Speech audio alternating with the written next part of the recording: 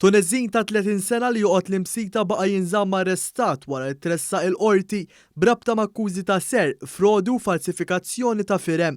Fost l-oħrajn, it-Tuneżin ġie akkużat li f'bosta stabbilimenti differenti madwar Malta allegatament iffalsifika xi firem fuq ċekkijiet misruqa li l-valur tagħhom kważi jlaħħaq l-1000 €. Quddiem il-Maġistrat Nadillian qal ukoll kif fi frar li għadda l-imputat allegatament seraq ħwejjeġ b'valuta aktar minn 2300 € mill-ħanuta Gallerija Darmanin fl-Iklin.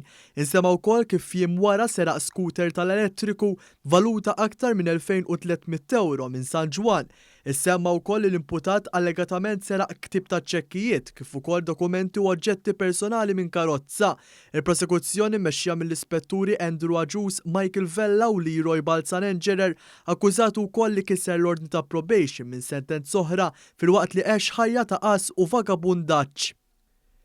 Eġizzjan ta' 30 sena minn San Ġiljan ingħata sentenza ta' 6 xhur ħabs priġunerija wara li ammetta li juża dokument fals. Fil-qorti ħareġ li l-Eġizzjan allegatament prova jsifer lejn il-Ġermanja b'dan id-dokument li xtraħ b'valuta madwar 500 €.